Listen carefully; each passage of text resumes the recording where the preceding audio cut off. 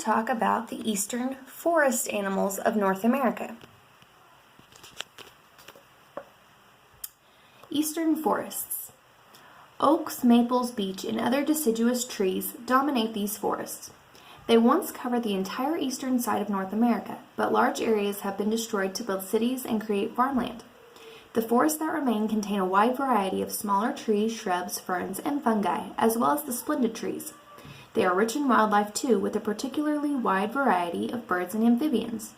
The area enjoys long, warm summers, and the spring and fall are usually mild, but winters can be harsh. There is normally plenty of rain all year round, so plant life flourishes. Raccoon. The raccoon is about 16 to 24 inches long and weighs 4.5 to 26 pounds, so they can get pretty big. They eat small animals, seeds, and fruit, which makes them omnivores.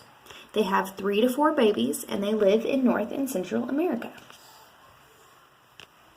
This is the sound a raccoon makes.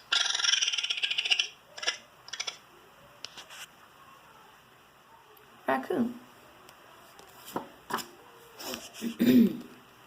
The cardinal. In the fall, these deciduous trees turn to rich hues of yellow, gold, and red as their leaves die and fall. Some birds fly south for the winter, but the northern cardinal remains in the forests all year round. The cardinal is 8 to 9 inches long, weighs 1 1/4 to 2 ounces, so they're tiny. It eats seeds, insects, and fruits, and lays about 2 to 4 eggs. It is home to southern Canada, east and southwestern United States, and Mexico. The wild turkey. These large birds can fly, but find most of their food on the forest floor. Acorns are a favorite item, but the turkey also eats grasses, seeds, and insects.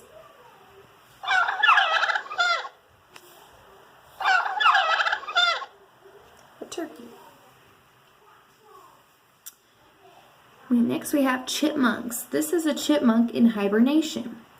Winters can be bitterly cold in this area, and hibernation can help animals survive. Chipmunks and others retreat to a warm burrow for the winter months. The body temperature falls and the heartbeat slows, so the animal uses as little energy as possible. The Virginia opossum.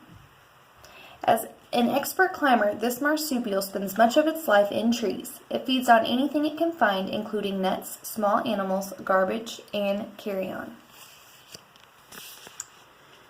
The Virginia opossum is 15 to 20 inches without its tail. Its tail is another 9 to 13 inches.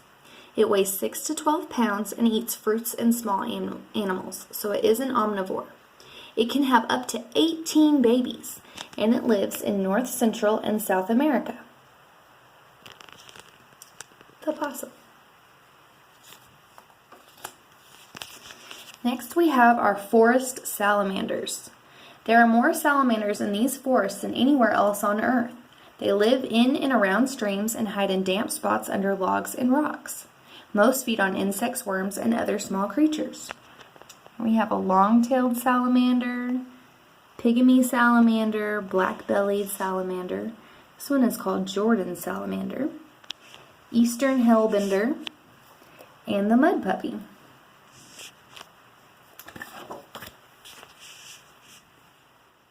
The mud puppy can be up to 17 inches long, and it eats fish, eggs, and small water animals. And it is home in the eastern North America. We also have the spotted salamander, which is 6 to 8 inches long, eats insects, snails, slugs, and worms, can lay up to 200 babies, and also lives in eastern North America. And then we have the ground skink, which is up to 4 3/4 inches, eats insects, and has 1 to 5 babies, and it lives in the southeastern United States. Oak trees are common in these forests, and their acorns are food for many kinds of animals, including deer, mice, and chipmunks. These chipmunks also prey on gypsy moths. This helps the oak trees as gypsy moth caterpillars can gobble up huge amounts of their leaves. When acorns are plentiful, deer thrive, but so do the ticks that live on them. Ticks can also bite humans and spread Lyme disease. Skunk. Smelly skunk. If attacked, the striped skunk lifts its tail, and sprays a smelly, oily liquid made by glands near its tail. This puts off most predators, who then stay away from skunks in the future. The striped skunk is up to 18 inches long, and its tail is up to 16 inches long. It weighs 3 to 12 pounds, eats rodents, insects, fruits, and green plants, so it is an omnivore. It has 2 to 10 babies and lives in southern Canada through northern Mexico, so all over the United States and Canada and Mexico.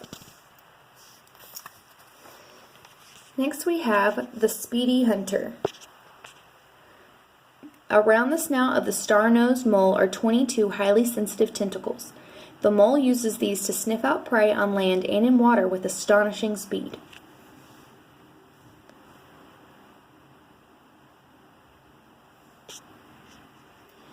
And we have the woodchuck. The woodchuck, also known as the groundhog, depends on plentiful supplies of leaves, berries, and grasses in the summer. It then retires to its burrow and hibernates during the winter. The woodchuck is 16 to 27 inches, weighs 4 to 14 pounds, eats grass, leaves, flowers, and bark, so it's an herbivore, has 2 to 9 babies, and lives in eastern United States and Canada. The woodchuck. And that is all we have today for our eastern forest animals.